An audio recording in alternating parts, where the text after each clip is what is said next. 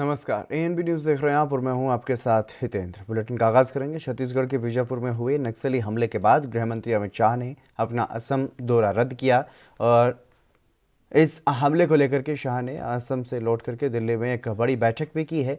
शाह ने यहां पर गृह मंत्रालय और सीआरपीएफ के जो वरिष्ठ अधिकारी हैं उनके साथ बैठक की है और ये बताया जा रहा है कि इस बैठक में स्पेशल डीजी संजय चंदर भी मौजूद रहे और माना जा रहा है कि इस मीटिंग में नक्सलियों के खिलाफ बड़ा एक्शन लेने की रणनीति बनाई जा सकती है।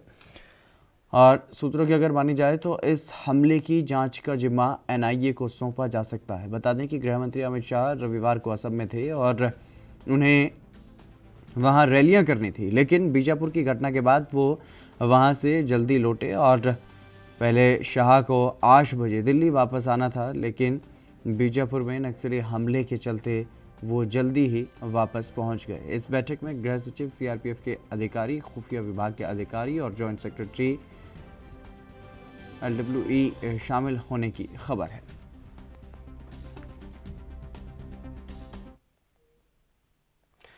केरल में 6 अप्रैल को होने वाले विधानसभा चुनाव से पहले कांग्रेस नेता राहुल गांधी ने रविवार को बीजेपी और लेफ्ट सरकार पर जमकर निशाना साधा है।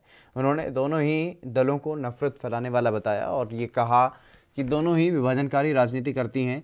उन्होंने ये कहा कि यूडीएफ की सरकार बनने पर न्यूनतम आय योजना के तहत राज्य के हर गरीब व्यक्ति को निश्चित रूप से हर महीने 6,000 रुपये मिलेंगे। और तिरुवनंतपुरम में भी कांग्रेस नेता राहुल गांधी ने लेफ्ट और बीजेपी पर हमला बोला है। उन्होंने ये कहा है कि लेफ्ट भी उसी प्रकार की विभाजनकारी राजनीति करती है जैसी बीजेपी करती है, दोनों वही नफरत फैलाते हैं। मेरे लिए दिलचस्प ये है कि पीएम हर रोज़ कांग्रेस मुक्त भारत कहते हैं। मैंने उनसे कभी सीपीएम लेफ्ट फ्रंट मुक्त भारत या फिर केरल नहीं सुना है। लेफ्ट फ्रंट के लिए वो ऐसा क्यों नहीं कहते हैं, ये मेरे लिए एक रहस्य है। और राहुल गांधी ने बीजेपी सरकार पर आरोप लगाया और कहा कि हर राज्य में जहां पर बीजेपी मौजूद नहीं है वहां पर ईडी और सीबीआई का इस्तेमाल राज्य सरकार पर हमला करने के लिए किया जाता है।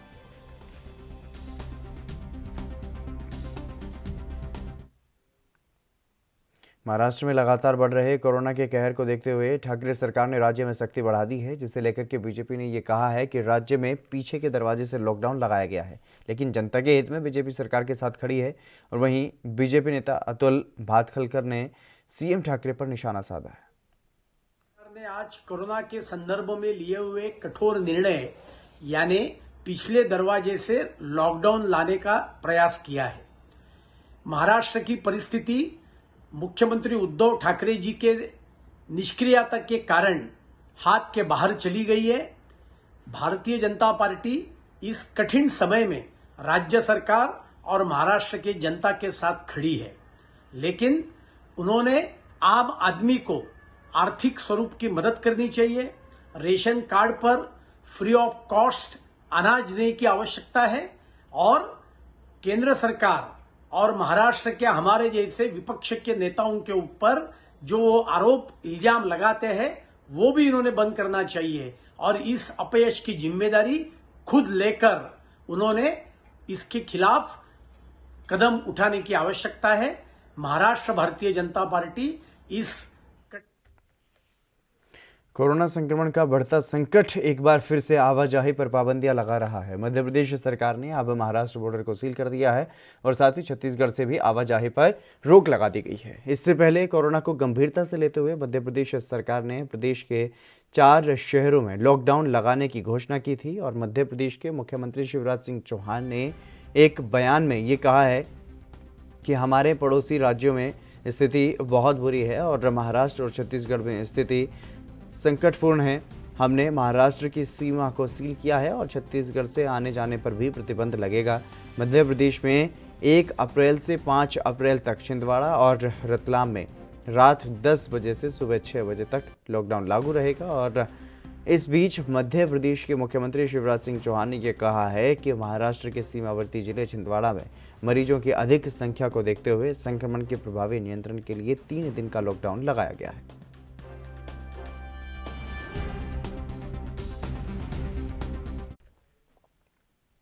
हरियाणा सरकार ने केंद्र के निर्देश के बाद कोविड-19 के दौरान होने वाले सामाजिक कार्यक्रमों को लेकर के एसओपी जारी कर दी है। नए दिशा निर्देश राज्य आपदा प्रबंधन प्राधिकरण की तरफ से जारी किए गए हैं और अतिरिक्त मुख्य सचिव राजस्व एवं आपदा संजीव कौशल की तरफ से एमएचए के निर्देश पर यह गाइडलाइन तय की गई है और नई गाइडलाइन के तहत खेलकूद, सामाजिक मनोरंजन, धार्मिक, सांस्कृतिक और राजनीतिक समारोह में आवश्यकता से अधिक भीड़ नहीं जुटने दी जाएगी। सभी जिलों के उपायुक्तों को इस बारे में सख्ती बरतने के आदेश दे दिए गए हैं। आयोजकों को कार्यक्रम से पहले उपायुक्त से अनुमति लेनी होगी और उपायुक्त संबंधित जो भी कोई आयोजक होगा कोई कार्यक्रम का, तो उनको उसी तरीके से दिशा निर्देश दिए जाएंगे।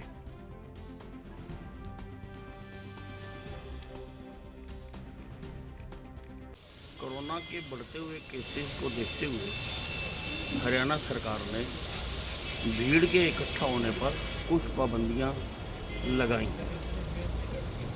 इंडोर में आप हॉल की आधी कैपेसिटी या मैक्सिमम 200 लोगों को इकट्ठा कर सकते हैं। आउटडोर में मैक्सिमम 500 लोगों को इकट्ठा किया जा सकता है और फ्यूनरल में केवल 50 लोग। और इन सारे इकट्ठा करने में भी जो कोरोना की गाइडलाइंस हैं कि सब मास्क डालेंगे और सोशल डिस्टेंसिंग करेंगे। साथ साथ उत्तर प्रदेश के प्रधान सचिव स्वास्थ्य अमित मोहन प्रसाद ने प्रदेश में कोरोना की स्थिति को लेकर के जानकारी दी है। अमित मोहन प्रसाद ने ये बताया है कि प्रदेश में पिछले 24 घंटों में कोरोना के 4164 नए मामले सामने आए हैं। सक्रिय मामले जिस तरीके से 19,738 हैं और संक्रमण से अब तक 8,881 लोगों की मौत हुई है। में संक्रमण के 4,164 नए मामले सामने आए हैं। इस समय एक्टिव इन्फेक्शन के केसेस की कुल संख्या 19,738 है। संक्रमित होने के पश्चात जो लोग संक्रमण मुक्त हुए हैं उनकी संख्या बढ़कर के अब 6,01,440 हो गई है। कोविड संक्रमित व्यक्तियों में से आज तक कुल 8,881 लोगों की मृत्यु हुई है।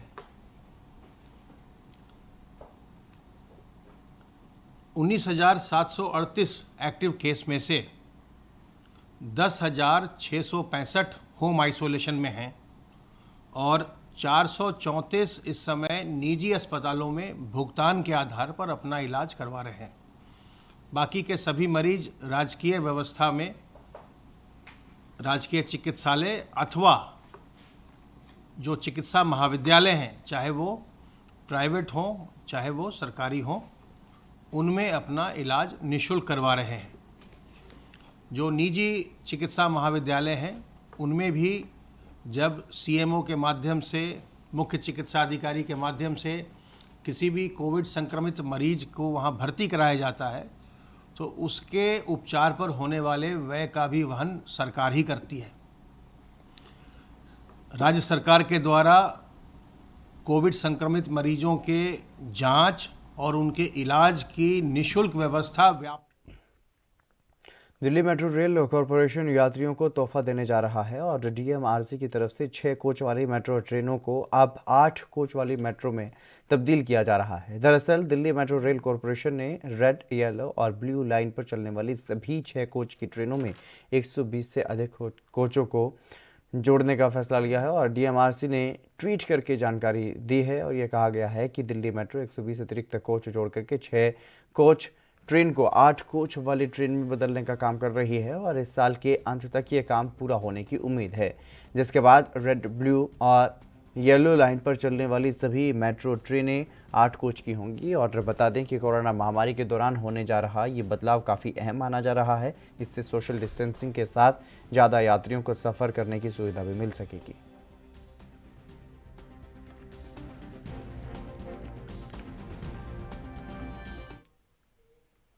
पश्चिम बंगाल की सीएम ममता बनर्जी को चुनाव आयोग ने 6 पन्नों का जवाब भेजा है और ममता ने चुनाव आयोग से नंदीग्राम में वोटिंग के दौरान गड़बड़ी होने का आरोप लगाया था।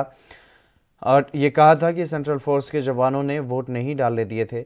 इन्हीं आरोपों पर चुनाव आयोग ने अब अपना जवाब दिया है और चुनाव आयोग ने सभी आरोपों को खारिज करते हुए ये कहा है कि वोटिंग के दौरान कोई गड़बड़ी नहीं हुई।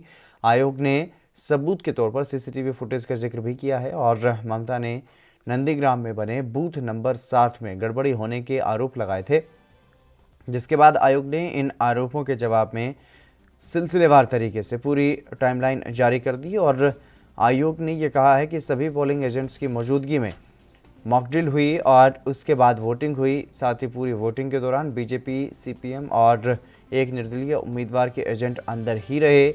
इसका सीसीटीवी फुटेज भी आयोग के पास है और आयोग ने सफाई में ये भी कहा है कि ड्यूटी के दौरान सेंट्रल फोर्स के जवान न तो अंदर गए और न ही वोटर को अंदर जाने से रोका गया। चुनाव आयोग ने अपने जवाब के साथ ममता बनर्जी की चिट्ठी भी सार्वजनिक की है जो उन्होंने आयोग को लिखी थी। आपको बता दें कि सीएम ममता ने 1 अप्रैल को चुनाव आयोग को चिट्ठी लिख करके नंदीग्राम के बूथ नंबर 7 पर गड़बड़ी की बात कही थी और चुनाव दोबारा से कराने की मांग वहां पर की गई थी।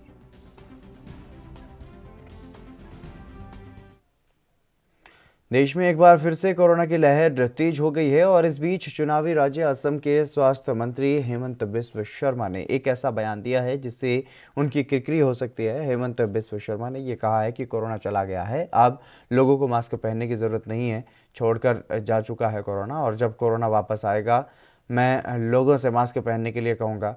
उनका ये बयान ऐसे समय पर आया है जब कोरोना से संक्रमितों की संख्या तेज़ी से बढ़ रही है। गौरतलब है कि विधानसभा चुनाव के बीच हेमंत बिस्व शर्मा ने एक नेता के खिलाफ एनआईए जांच करवा करके जेल भिजवाने का बयान दिया था और चुनाव आयोग ने उनके इस बयान पर एक्शन लेकर के उनके चुनाव प्रचार पर ही बैन लगा दिया था।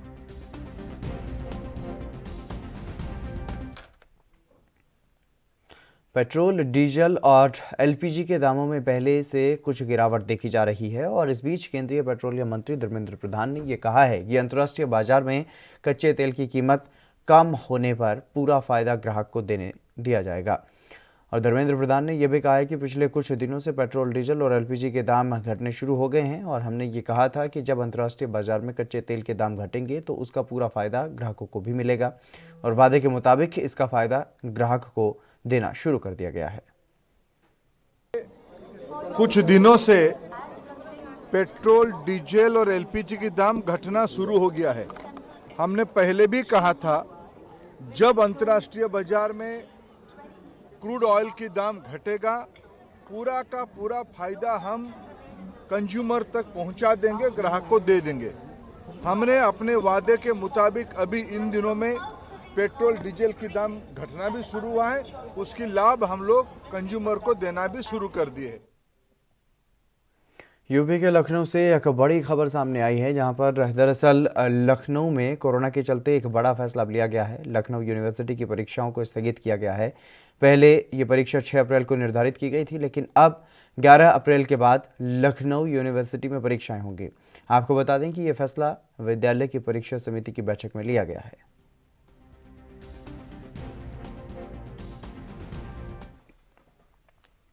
जीरकपुर में सुखबीर बादल ने 2022 के विधानसभा चुनाव को लेकर के बड़ा ऐलान किया है। बादल ने यह घोषणा की है कि वो डेराबस्सी से विधानसभा चुनाव के लिए मौजूदा विधायक एनके शर्मा ही श्रोमणी अकाली दल के उम्मीदवार होंगे और इसी कड़ी में पंजाब विधानसभा में नेता प्रतिपक्ष और आम आदमी पार्टी के विधायक हरपाल चीमा की प्रतिक्रिया भी सामने आई है।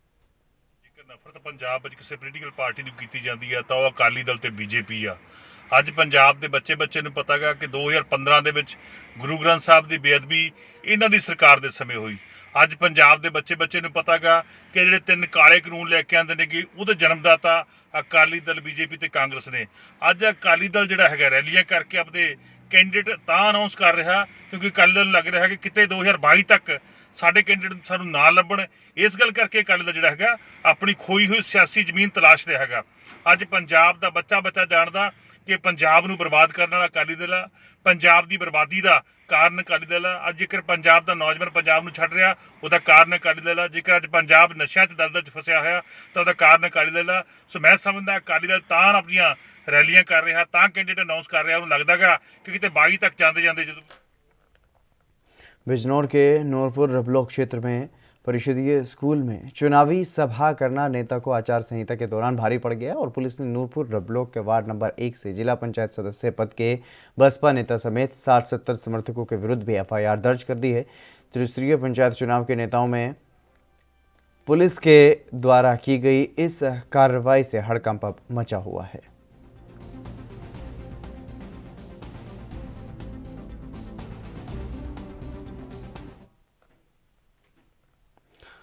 बॉलीवुड में कोरोना का कहर थमने का नाम नहीं ले रहा है। एक के बाद एक कई सेलिब्रिटीज के कोरोना संक्रमित पाए जाने की खबरों ने फैंस को बुरी तरह से डरा दिया है। वहीं अब रविवार को अभिनेता अक्षय कुमार के बाद इंडस्ट्री के एक और दिग्गज कोरोना पॉजिटिव पाए गए हैं। गोविंदा ने इस खबर की पुष्टि की है और इसके साथ ही उन्होंने खुद को घर में ही क्वारंटीन भी कर लिया है।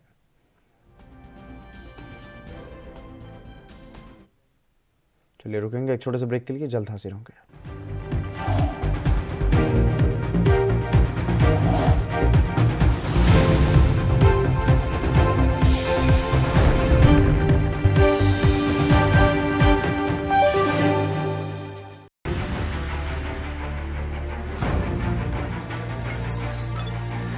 खबर चाहे सियासत की हो या सरकार की, खबर चाहे भ्रष्टाचार की हो या गुनहगार की, दिन भर में क्या रहा देश जगत का हाल, किस मुद्दे ने बनाई किसकी सरकार, रखते हैं हम सब पर नजर, पहुंचाते हैं हम हर खबर। हम हैं ANB न्यूज़। ਪੰਜਾਬ ਦੀ ਪਹਿਲੀ state law university Shri Guru Tegh Bahadur state university of law ਦੀ ਕੀਤੀ ਸਥਾਪਨਾ 4 ਵਰਿਆਂ ਤੋਂ ਉਚੇਰੀ ਸਿੱਖਿਆ ਵਿੱਚ ਕਰ ਰਹੀ ਵਾਧਾ। ਪੰਜਾਬ ਸਰਕਾਰ न्यूज़ देख रहे हैं आप, मैं हूं आपके साथ परवीन राजपूत। कोरोना की स्थिति दिल्ली में काफी बेकाबू। खबरनामा, खबर से असर तक, शाम 5 बजे सिर्फ ANB न्यूज़ पर।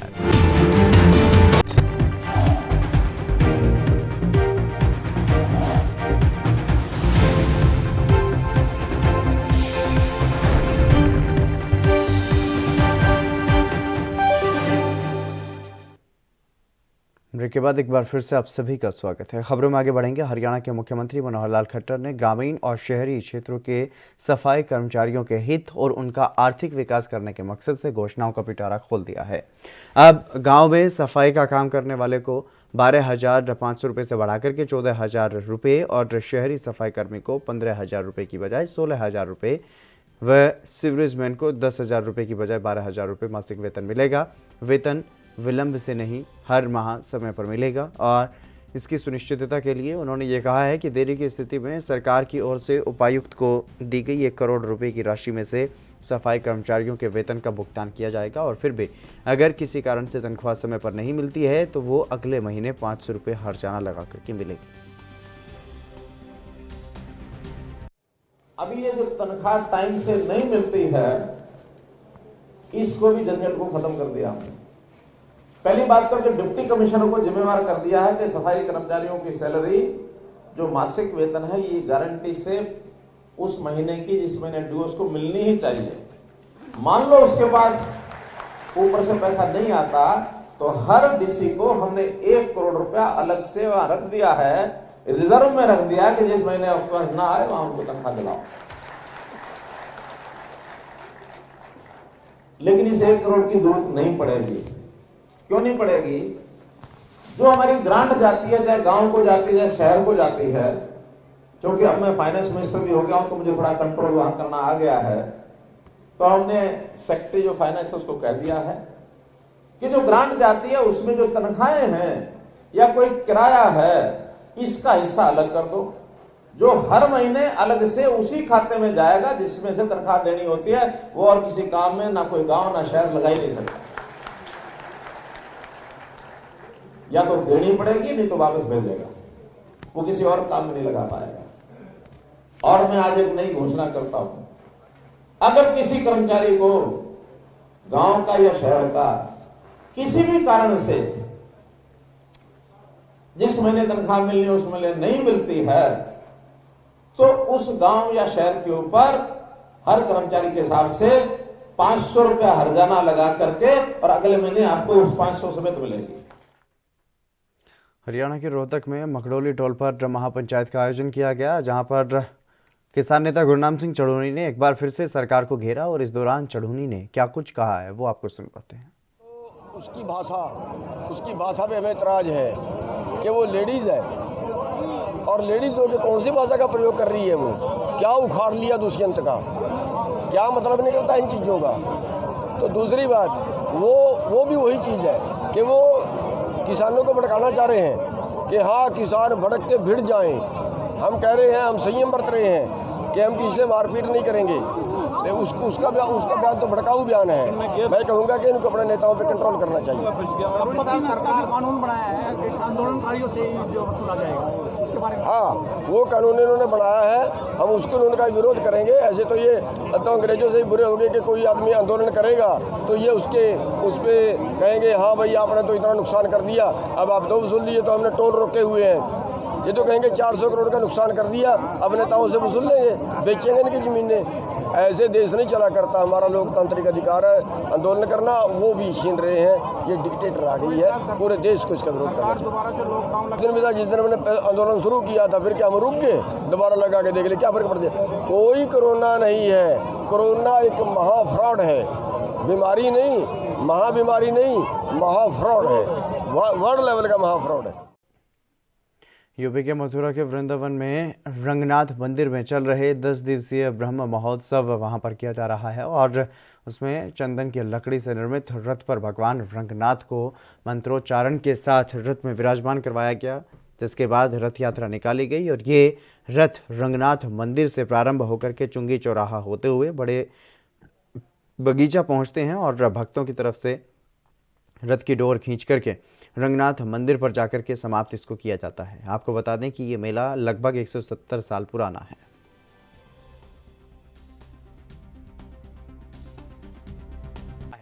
जो सब भक्तों की अभिष्ट मनोकामना को पूर्ण करने वाले हैं। यह श्री रंग मंदिर एक दिव्य देश है।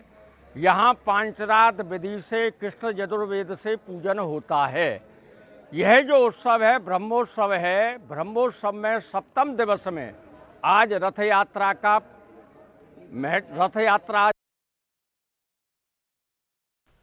यूपी के जालौन में पुलिस की पिटाई से आहत होकर के हत्या के मामले में कोतवाली के हवालात में बंद आरोपी ने हाथ गर्दन की नस जो है वो काट करके आत्महत्या की कोशिश की है और हवालात में लहूलुहान हालत में देखते हुए पुलिस के हाथ पैर फूल गए और आनन फानन में आरोपी को कोंच सामुदायिक स्वास्थ्य केंद्र में भर्ती करवाया गया, जहां पर चिकित्सकों ने उसे हायर सेंटर के लिए रेफर कर दिया और वहीं इस घटना के बाद कोंच कोतवाली पुलिस में हड़कंप मचा हुआ है।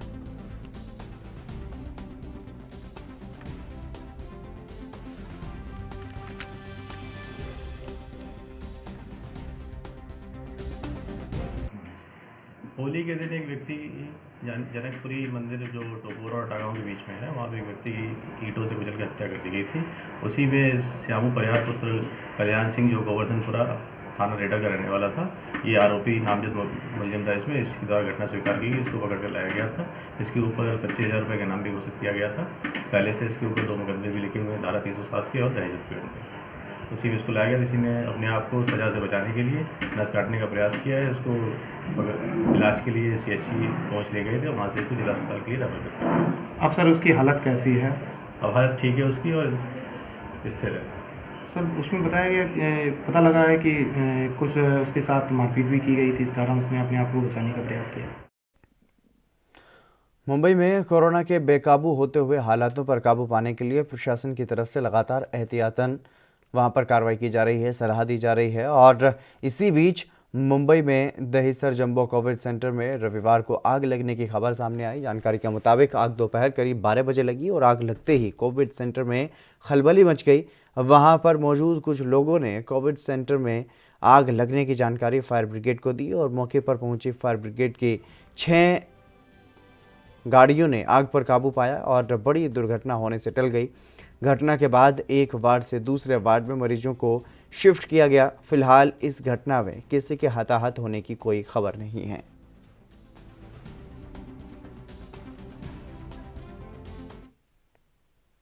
मध्य प्रदेश के मुख्यमंत्री शिवराज सिंह चौहान ने मध्य प्रदेश और राजस्थान के सबसे प्रमुख आंचलिक त्योहार गणगौर के मेलों पर प्रतिबंध लगा दिया है और मुख्यमंत्री ने ये कहा है कि इस साल गणगौर का त्योहार घर पर ही मनाएं।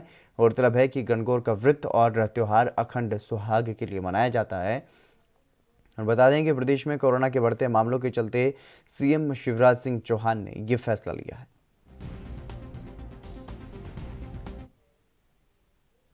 बॉलीवुड की अभिनेत्री शशिकला का निधन हो गया है और 88 साल की वो थी।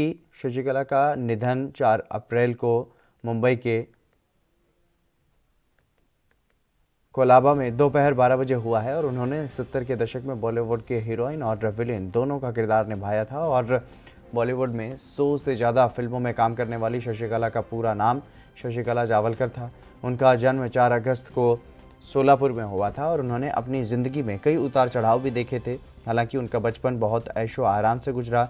शशिकला के 6 बहन भाई थे और उनके पिता बहुत बड़े बिजनेसमैन भी थे।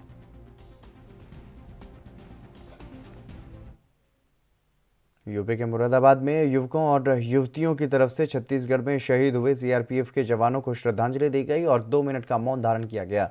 साथ ही सरकार से ये मांग की गई है कि जिन नक्सलियों ने इस तरीके की घिनौनी घटना को अंजाम दिया है उन्हें जल्द से जल्द ही इसके अंजाम तक पहुंचाया जाए और कड़ी से कड़ी सजा उन्हें दी जाए।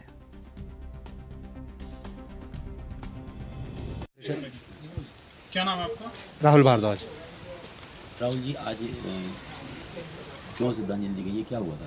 आज हम लोग सभी श्रीजी फाउंडेशन एवं मुहिम संस्था के सदस्य यहाँ एकत्रित हुए हैं क्योंकि छत्तीसगढ़ के सुकमा में जो नक्सलवादी हमले में हमारे 22 जवान शहीद हुए हैं, उनको श्रद्धांजलि देने के लिए।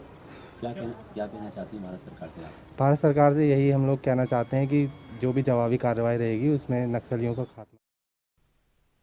मथुरा के गोवर्धन क्षेत्र में 2 दिन पहले एक व्यक्ति का अपहरण कर लिया गया था और अपहरणकर्ताओं ने 1 लाख की फिरौती मांगी थी, जिस पर थाना गोवर्धन पुलिस और सर्विलांस की टीम और एसओजी की तरफ से संयुक्त कार्रवाई करके 24 घंटे के अंदर अपहरण की वारदात का खुलासा किया गया। घटना का खुलासा करते हुए पुलिस ने ये बताया कि अभियुक्त कस्बा गोवर्धन में किराए पर रहता था और उसी समय व्यक्ति का अपहरण हुआ था। दरअसल आरोप अपनी पत्नी और बच्चों के साथ भरतपुर में राजस्थान में रहता था और उसका अपनी ही पत्नी से विवाद हो गया था और उसके बाद उसकी पत्नी महेश शर्मा के संपर्क में आ गई और जिससे नाराज होकर के महिला के पति ने महेश शर्मा का अपहरण कर लिया।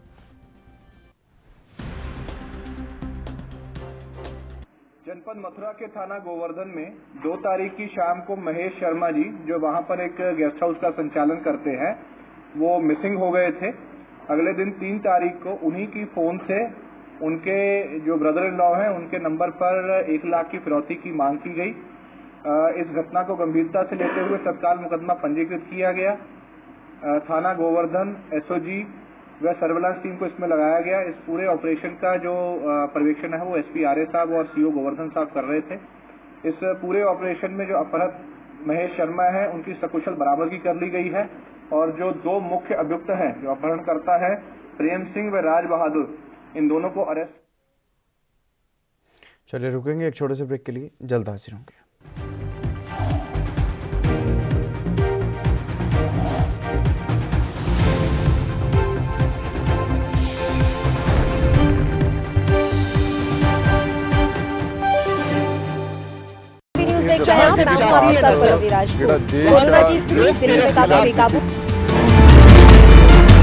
खबरनामा, खबर से असर तक शाम 5 बजे सिर्फ ANB न्यूज़ पर। ਨੌਜਵਾਨ ਪੀੜ੍ਹੀ ਨੂੰ ਫੌਜ ਵਿੱਚ ਭਰਤੀ ਦੀ ਤਿਆਰੀ ਕਰਵਾਉਣ ਲਈ Sardar Bahadur Amin Chand Soni armed forces preparatory institute ਦੀ ਸਥਾਪਨਾ ਹੁਸ਼ਿਆਰਪੁਰ ਜ਼ਿਲ੍ਹੇ ਵਿੱਚ ਕੀਤੀ ਜਾ ਰਹੀ ਹੈ। 4 ਵਰ੍ਹਿਆਂ ਤੋਂ ਦੇਸ਼ ਪ੍ਰੇਮ ਦੀ ਭਾਵਨਾ ਪ੍ਰਫੁੱਲਤ ਕਰਦੀ ਪੰਜਾਬ सरकार।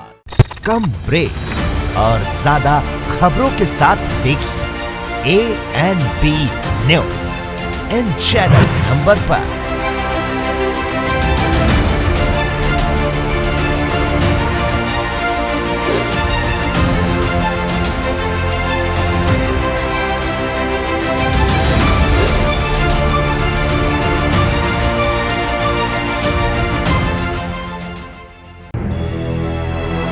लखनऊ से लेकर चंडीगढ़ तक, मुंबई से लेकर रायपुर तक, क्या है राजनीति की हलचल, क्या है समाज का मिजाज।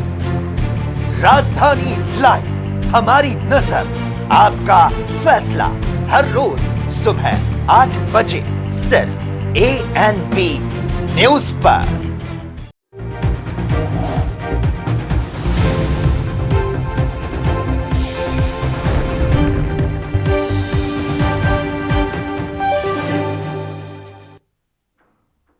ब्रेक के बाद एक बार फिर से आप सभी का स्वागत है। खबरों में आगे बढ़ेंगे। किसानों की तरफ से रोड जाम के बाद फतेहाबाद रोडवेज के द्वारा रोडवेज बस भी वहां पर बंद कर दी गई और फतेहाबाद बस स्टैंड पर ताला लगा दिया गया और कोई भी बस यात्रा पर नहीं भेजी जा रही। रोडवेज विभाग का कहना है कि किसानों के द्वारा सभी सड़कों को जाम कर दिया गया और इसी जाम के चलते उन्होंने रोडवेज बस को बंद किया है।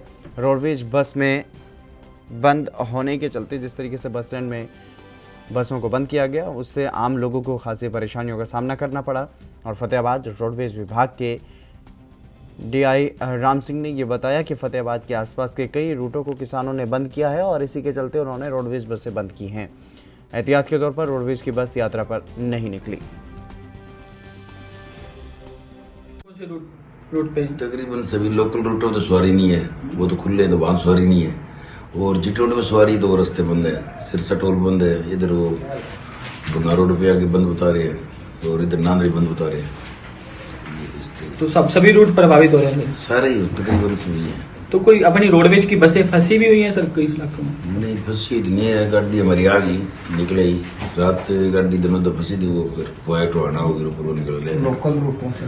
और हरिद्वार वाली गाड़ी वो रात में आगे रास्ते बंद थे, फिर उन यात्रियों को पैसे रिफंड करे वापस, बाकी कोई बस नहीं आ गई तकरीबन। तो कोई बसों को भेजा नहीं जा रहा? कोई भेजा नहीं जा रहा, लोकल रूटों गाँव में तो सवारी नहीं है और जीटी रोड बंद हो रहे हैं, कहाँ भेजा।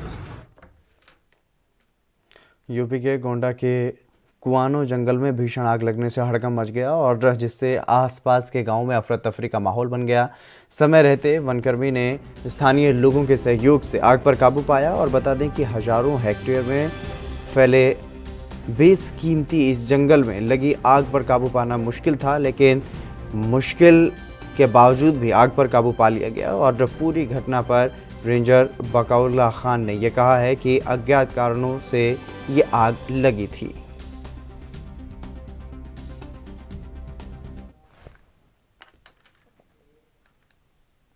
यूपी के रामपुर में पुलिस अधीक्षक शगुन गौतम की तरफ से आगामी त्रिस्तरीय पंचायत सामान्य निर्वाचन 2021 के मद्देनजर जिले में जिला बदर अभियुक्तों की गिरफ्तारी अभियान चलाया जा रहा है और अभियान के तहत अपर पुलिस अधीक्षक और क्षेत्राधिकारी के नेतृत्व में थाना सिविल लाइन रामपुर पुलिस द्वारा जिला बदर और हिस्ट्री शीटर को गिरफ्तार किया गया है।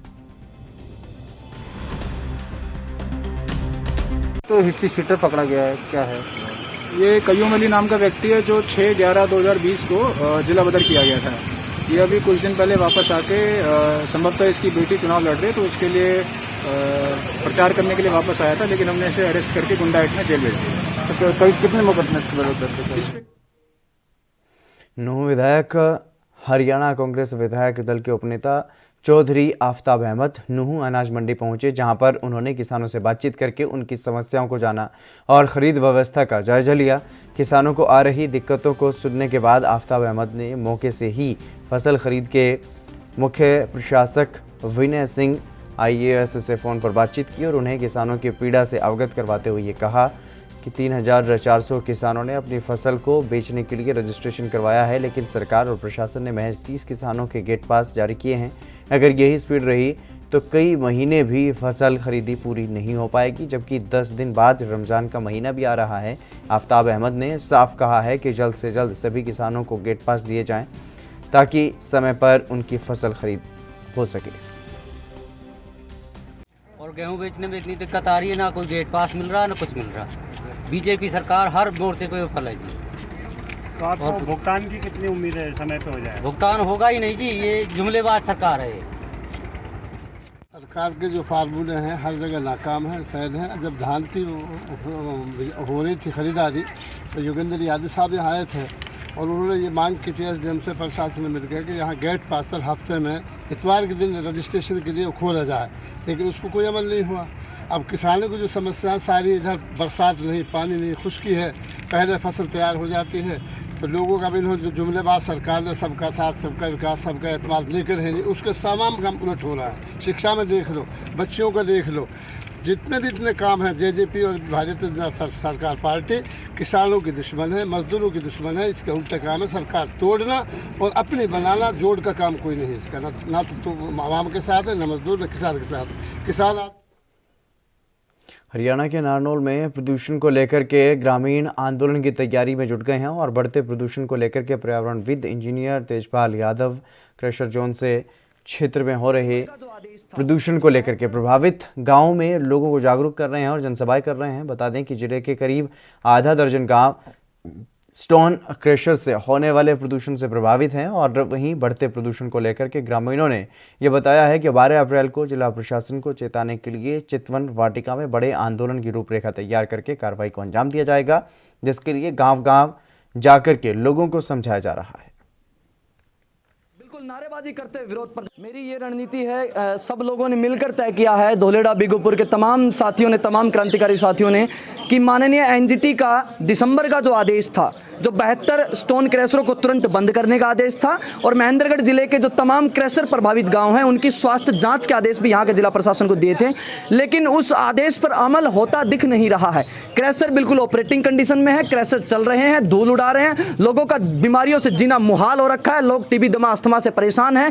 इसलिए लोगों ने निर्णय किया है कि आने वाली 12 अप्रैल को हम भारी संख्या में सड़कों पर उतरेंगे और बिल्कुल नारेबाजी करते हुए विरोध प्रदर्शन करेंगे और इस सरकार को चेताने का काम करेंगे कि मुर्दा लोहे को भी औजार बनाने वाले, अरे अपने आंसू को भी हथियार बनाने वाले हमको बेकार समझते हैं सियासतदान, मगर लेकिन हम इस मुल्क की सरकार बनाने वाले, ये मैसेज और ये संदेश देने का हम काम करेंगे।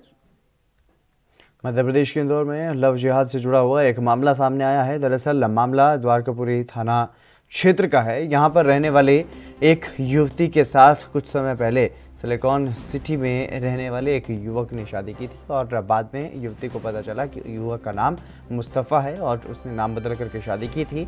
इसके बाद युवती ने द्वारकापुरी पुलिस को मामले की शिकायत दी और वहीं मामले में पुलिस ने प्रकरण पंजीबद्ध करके आरोपी को हिरासत में लेकर के पूछताछ शुरू कर दी है।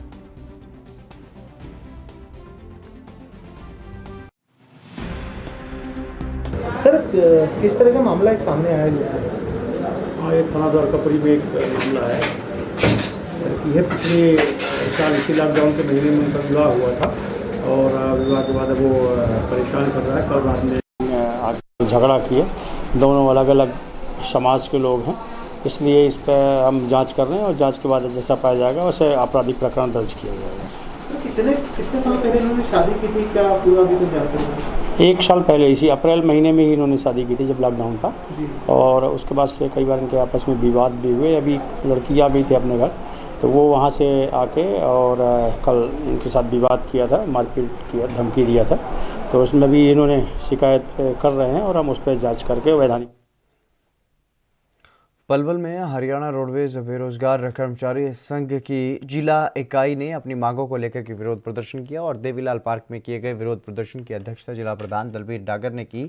सभी कर्मचारियों ने चुनौती भरे लहजे में ये कहा है कि या तो उन्हें वापस नौकरी पर रखा जाए, वरना आने वाले समय में इलाहाबाद में होने वाले उपचुनाव के दौरान खुलकर सरकार का विरोध किया जाएगा।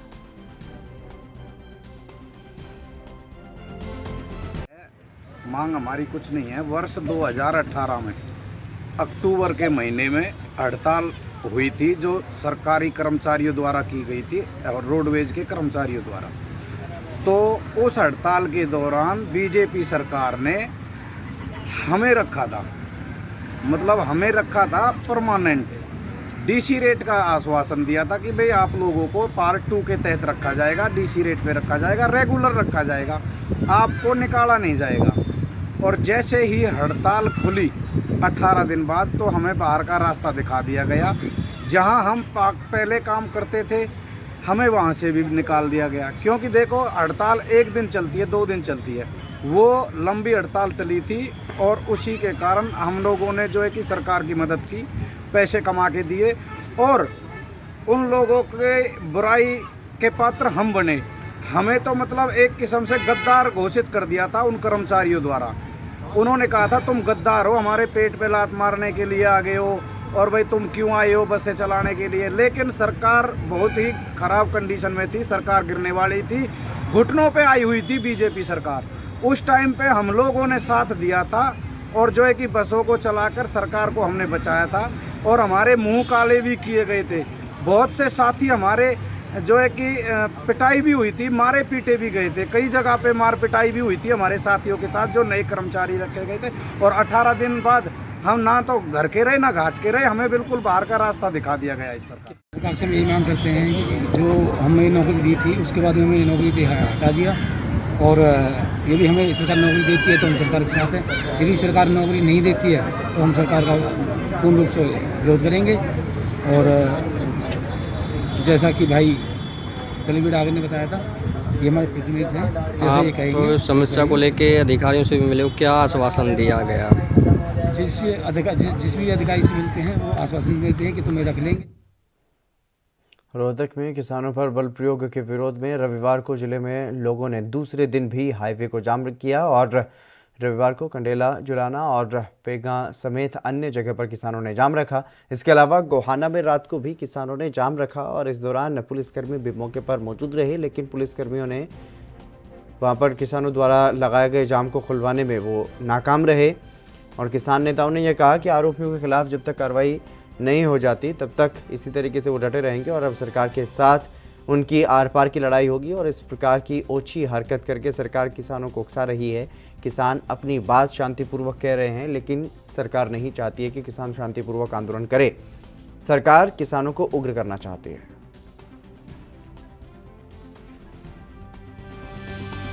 करने की वजह है जो हमारा सबसे बड़ा गद्दार दुष्यंत चौटाला, और यो के नाम इसका खट्टर पट्टर है, एक इसने जो लाठी चार्ज करवाई है, इसके लिए हमने पूरा हरियाणा कल सुबह लग पूरा हरियाणा सील कर देंगे, और इसको कहीं भी नहीं घुसने देंगे, मनोहर लाल खट्टर को और दुष्यंत चौटाला को।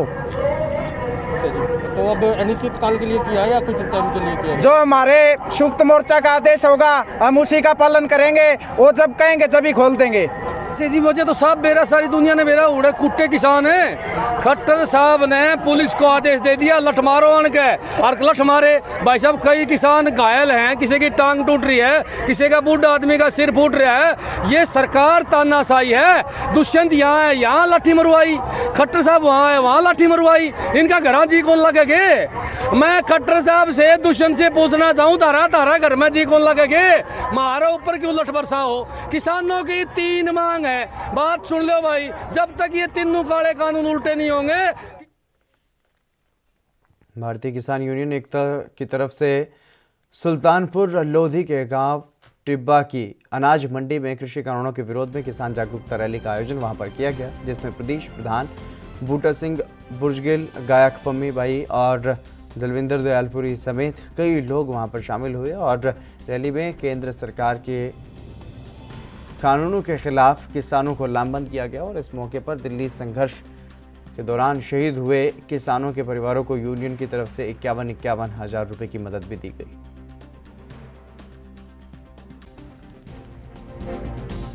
देखो ਜਿਹੜੇ ਦੁਆਬੇ ਦੇ ਨੌਜਵਾਨ ਆ ਇਹ ਦਿੱਲੀ ਜਾ ਕੇ ਆਏ ਆ, ਦਿੱਲੀ ਸਾਰਾ ਮੋਰਚਾ ਇਹਨਾਂ ਨੇ ਦੇਖਿਆ ਚੰਗੀ ਤਰ੍ਹਾਂ, ਤਾਂ ਇਹਨਾਂ ਨੇ ਮੰਗ ਕਰੀ ਸੀ ਸਾਥੋਂ ਕਿ ਸਾਡਾ ਏਰੀਆ ਜਿਹੜਾ ਅਜੇ ਉਸ ਢੰਗ ਨਾਲ ਨਹੀਂ ਤੁਰਿਆ ਜਿਵੇਂ ਮਾਲਵਾ ਤੁਰਿਆ, ਤਾਂ ਤੁਸੀਂ ਸਾਡੇ ਏਰੀਏ ਨੂੰ ਹਿਲਾਉਣ ਖਾਤਰ ਸਾਨੂੰ ਵੀ ਟਾਈਮ ਦਿਓ।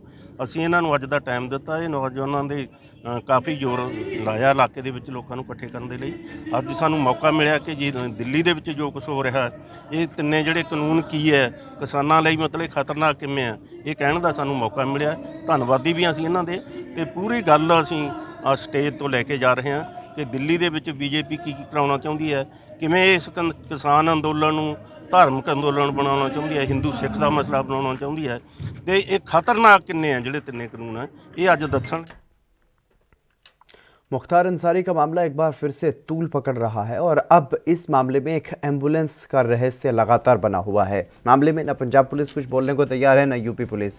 और इस बीच मुख्तार अंसारी को पंजाब से यूपी लाने की कवायद के बीच एम्बुलेंस मामले में एक बड़ी खबर की सामने आई है कि जिस एम्बुलेंस से मुख्तार अंसारी मोहाली कोर्ट पहुंचा था वो एम्बुलेंस लावारिस हालत में मिली है। एक अज्ञात व्यक्ति चंडीगढ़ ऊना हाईवे पर लावारिस हालत में एक ढाबे के पास खड़ी करके इस एम्बुलेंस को चला गया और इस तरह से अचानक से एक हाईवे पर एम्बुलेंस का मिलना बड़े सवाल खड़े कर रहा है।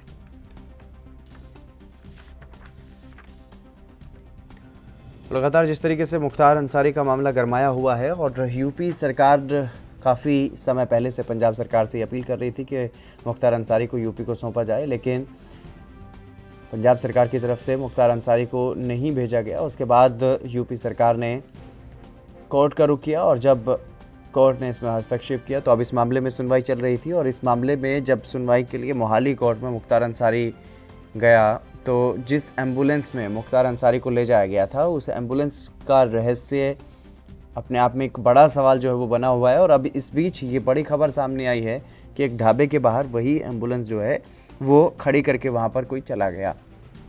अब अपने आप में ये सवाल है कि आखिरकार ये एम्बुलेंस वहाँ पर क्यों छोड़ी गई है, कौन छोड़ के गया है। ये तमाम ऐसे सवाल हैं जिसके बारे में कोई भी जवाब देना फ़िलहाल उचित नहीं समझ रहा है। इस पूरे मसले पर, मुख्तार अंसारी के मामले पर यूपी पुलिस की तरफ से भी कुछ नहीं कहा जा रहा और पंजाब पुलिस की तरफ से भी कुछ नहीं कहा जा रहा है।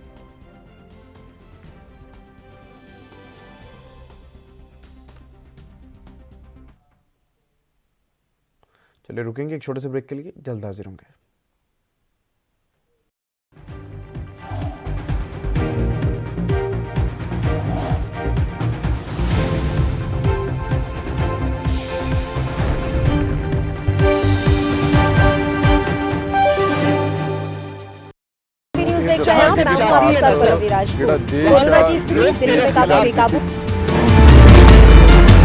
खबरनामा, खबर से असर तक शाम 5 बजे सिर्फ ANB न्यूज़ पर। ਮਹਿਲਾ ਮੁਖੀ ਘਰਾਂ ਵਿੱਚ ਔਰਤਾਂ ਦੇ ਸਸ਼ਕਤੀਕਰਨ ਲਈ ਚਾਲੂ ਕੀਤੀ ਮਾਤਾ ਤ੍ਰਿਪਤਾ ਮਹਿਲਾ ਯੋਜਨਾ 4 ਵਰਿਆਂ ਤੋਂ ਔਰਤਾਂ ਦੇ ਮਾਨ ਸਨਮਾਨ ਦਾ ਧਿਆਨ ਰੱਖਦੀ पंजाब सरकार। कम ब्रेक और ज्यादा खबरों के साथ देखिए ANB न्यूज़ इन चैनल नंबर पर।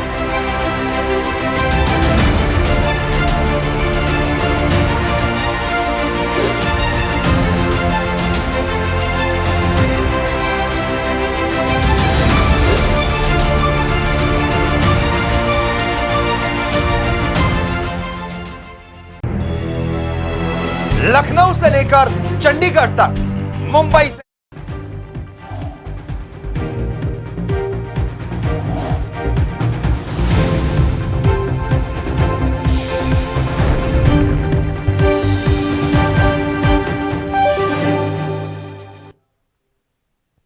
ब्रेक के बाद एक बार फिर से आप सभी का स्वागत है। खबरों में आगे बढ़ेंगे। जहरीली शराब पीने से हुई मौतों के मामले में सियासत तेज होती हुई नजर आ रही है। पूर्व मुख्यमंत्री कमलनाथ ने कांग्रेस की ओर से 5 सदस्यीय जांच कमेटी बनाई है। प्रदेश कांग्रेस के कार्यकारी अध्यक्ष रामनिवास रावत, विधायक लाखन सिंह यादव, अपेक्स के पूर्व अध्यक्ष अशोक सिंह और पूर्व सहकारिता मंत्री लाहौर विधायक डॉक्टर गोविंद सिंह जांच कमेटी में शामिल हैं और इस कमेटी के सदस्यों ने पीड़ित परिवार से मुलाकात की और इस दौरान कांग्रेस अध्यक्ष की ओर से सभी मृतकों के परिजनों को 1-1 लाख रुपए की आर्थिक सहायता भी देने की घोषणा की गई।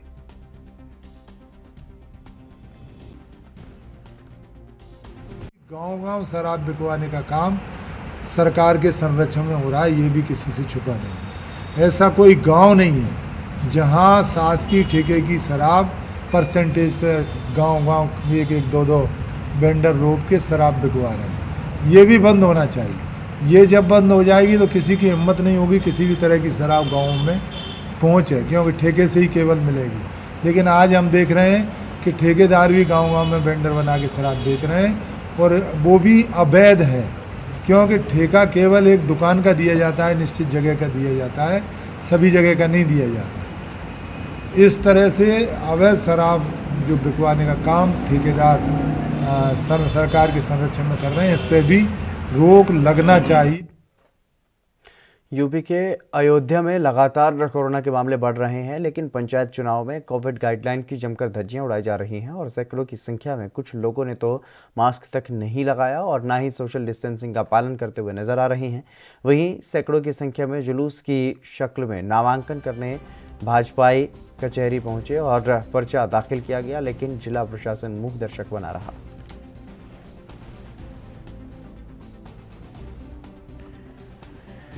तो लगातार जिस तरीके से कोरोना महामारी लगातार फैल रही है और कोरोना गाइडलाइंस की अब धज्जियां उड़ाने के मामले सामने आ रही हैं, अलग अलग जगहों से इस तरीके की खबरें सामने आ रही हैं, क्योंकि अब उत्तर प्रदेश में पंचायत चुनाव है। तो ऐसे में सभी जो उम्मीदवार हैं वो अपना शक्ति प्रदर्शन भी कर रहे हैं।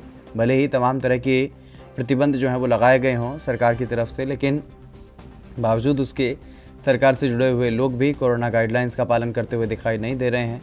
और अब उम्मीदवार जो पर्चा दाखिल करने के लिए जा रहे हैं, जो पर्चा भरने के लिए उम्मीदवार जा रहे हैं, अपना शक्ति प्रदर्शन करते हैं, भारी संख्या में लोगों को अपने साथ लेकर के जाते हैं और उनमें ना कोई मास्क लगा रहा होता है, ना ही सोशल डिस्टेंसिंग का वहाँ पर ध्यान रखा जाता है। तो ऐसे में कोरोना के मामलों में उछाल एक बार फिर से देखने को मिल सकता है और बड़ी संख्या में लोग कोरोना संक्रमित भी हो सकते हैं। जिस तरीके से उत्तर प्रदेश में लगातार अगर बात की जाए तो अभी तक कोरोना के फैलने पर लगाम लगा करके रखी गई है, लेकिन अब जिस तरीके से चुनाव आगे हैं, पंचायत चुनाव को लेकर के, अब उम्मीदवार अपने शक्ति का प्रदर्शन कर रहे हैं, अपना जन समर्थन जो है वो दिखाने की कोशिशों में। मध्य प्रदेश के दतिया में पुलिस ने कार्रवाई करते हुए एक चोर गिरोह का पर्दाफाश करके 4 शातिर अपराधियों को गिरफ्तार कर लिया है और वहीं गिरोह के पास से एक बंदूक, 2 देसी कट्टा, 7 जिंदा कारतूस और 3 मोटरसाइकिल जब्त कर ली गई। वहीं पुलिस अधीक्षक आमन सिंह राठौर ने ये बताया है कि जसावाली में अज्ञात हथियारबंद बदमाशों ने घर में घुस करके घर वालों के साथ मारपीट करके 1,30,000 की नकदी और सोने के छल्ले, अंगूठी लूट करके वो ले गए थे, जिस पर थाना भगवानपुरा में लूटपाट डकैती का मुकदमा दर्ज किया गया था और उस पर कार्रवाई करते हुए पुलिस ने आरोपियों को गिरफ्तार कर लिया है। थाना भगवापुरा के जसावली गांव में काफ़ी गंभीर घटना घटित हुई थी। वहां 2 वृद्ध भाई शीतल प्रसाद और ज्ञान प्रसाद, उनके साथ कुछ अज्ञात बदमाशों द्वारा बंधक बनाकर मारपीट की गई और उनके पैसे और घर से जेवरात लूट कर ले गए। क्योंकि वो दोनों काफ़ी वृद्ध थे और अकेले रहते थे, घटना काफ़ी गंभीर थी और हमारे लिए काफ़ी चुनौतीपूर्ण एक चैलेंज था। उसके तत्काल बाद टीम एक्टिव हुई, मैं खुद भी वहाँ मौके पे गया था। जो भी संभावित एंगल थे उन पर पड़ताल की गई। इसमें हमने मल्टीपल टीम्स बनाई थी, अलग अलग टीमों को अलग अलग टास्क दिए थे। और जो एक टीम थी हमारी गिरीश शर्मा, थाना प्रभारी सेनावल, रविंद्र शर्मा, रघु गुप्ता और थाना प्रभारी भगवापुरा लांच भगवापुरा के खान सिंह जी। इनकी टीम ने गांव के ही एक जो बदमाश है मुकेश, उस पर फोकस किया, उसकी एक्टिविटीज़ को एनालाइज किया और उसके बाद में वो और उसके साथी, इसमें 3 लोग जुझारपुरा के हैं, महेश कुशवाहा, पंकज कुशवाहा, मुकेश रजक और एक बड़ा पुरसा का सीताराम रजक है। सबसे पहले मुकेश चौहान को पकड़ा गया। उसने यूपी के औरैया में जिला प्रशासन ने कार्रवाई करते हुए समाजवादी पार्टी एमएलसी के स्कूल को जमींदोज कर दिया है और प्रशासनिक अधिकारियों की मौजूदगी और भारी पुलिस बल के साथ बुलडोजर ने स्कूल भवन को जमींदोज कर दिया। वहीं मामले में समाजवादी पार्टी के एमएलसी के बेटे ने बदले की राजनीति का आरोप लगाया और ये कहा कि प्रशासन ने उन्हें कभी कोई नोटिस नहीं दिया। बता दें कि वर्तमान में एमएलसी कमलेश पाठक दोहरे हत्याकांड के मामले में जेल में बंद है।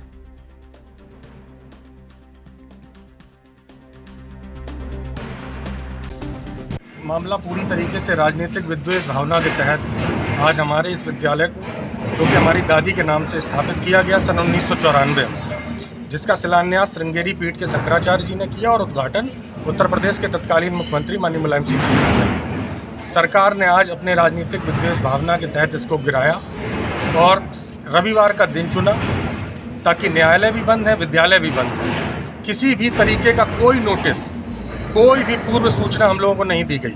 हम अपने घरों में सो रहे थे, अचानक से जेसीबी और पर्याप्त मात्रा में पुलिस फोर्स आकर खड़ा हुआ और बुलडोजर से इस पर चलने लगा। ये पूरी तरीके से सरकार की वैमनस्यतापूर्ण कार्रवाई है, जिसका समय आने पर करारा जवाब भी दिया जाएगा। इसके लिए सरकार यूपी के अमेठी में 12 गोवंशों को पुलिस ने मुक्त करवाया है, जहां पर आरोपी गोवंश का वध करने की फिराक में थे और मुखबिर की सूचना के आधार पर मुसाफिर खाना पुलिस ने 3 शातिर अभियुक्तों को गोवंश की हत्या करने के उपकरण के साथ ही गिरफ्तार किया है और पुलिस को देखकर के 4 लोग मौके से फरार भी हो गए। पुलिस ने अभियुक्तों के पास से एक अवैध तमंचा भी बरामद किया है। मुसाफिर खाना कोतवाली क्षेत्र के जोरई गांव से गोवंश के साथ अभियुक्तों को गिरफ्तार किया गया है।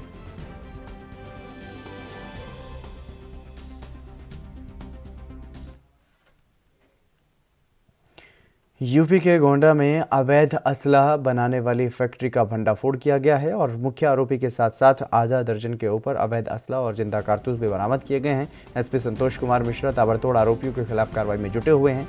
गोंडा पुलिस को इसी कड़ी में ये कामयाबी हाथ लगी है। थाना परसपुर क्षेत्र में अवैध असलहा की फैक्ट्री का पुलिस ने भंडाफोड़ किया है।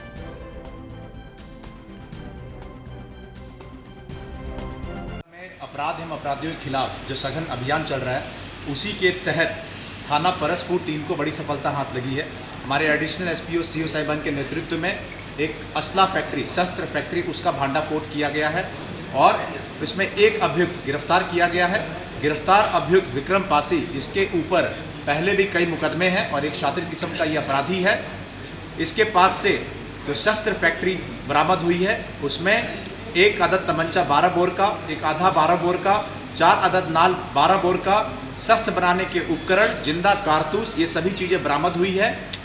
ऐसे अभियुक्तों के खिलाफ जनपद गोंडा में लगातार अभियान चलता रहेगा और कोई भी व्यक्ति आगामी त्रिस्तरीय पंचायत चुनाव को देखते हुए अवैध असला में डील करता है, अवैध शस्त्र फैक्ट्री में डील करता है या इनका भंडारण या ट्रांसपोर्टेशन करता है, ऐसे सभी लोगों के खिलाफ कार्रवाई करते हुए रामपुर पुलिस को बड़ी सफलता हाथ लगी है। 32 लाख रुपए की शराब के साथ एक अभियुक्त को गिरफ्तार किया गया है। मुखबिर की सूचना के आधार पर पुलिस ने यह कार्रवाई की, जिसमें एक टैंकर में 1000 देसी शराब की पेटी के साथ पुलिस ने एक युवक को भी गिरफ्तार करने में कामयाबी हासिल की है।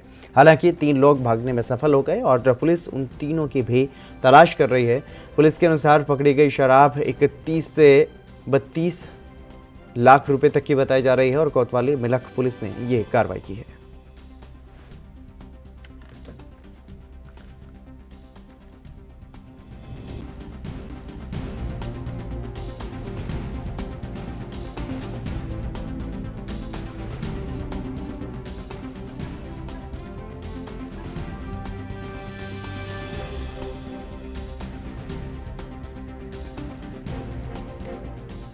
पुलिस को ये बड़ी सफलता हाथ लगी है। मुखबिर के आधार पर सूचना मिली थी क्योंकि उत्तर प्रदेश में इस वक्त पंचायत चुनाव भी होने हैं और ऐसे में भारी संख्या में जिस तरीके से कैश बरामद किया जा रहा है या फिर शराब का परिवहन किया जा रहा है अवैध रूप से, तो उस पर पुलिस की निगरानी लगातार बनी हुई है और पुलिस ऐसे लोगों पर शिकंजा भी कस रही है। इसी कड़ी में रामपुर में भी पुलिस को ये बड़ी सफलता हाथ लगी है, जहाँ पर करीब 1000 जो पेटियाँ हैं वो पकड़ी गई हैं और बड़ी संख्या में ये शराब बरामद की गई है। एक आरोपी भी पकड़ा गया है।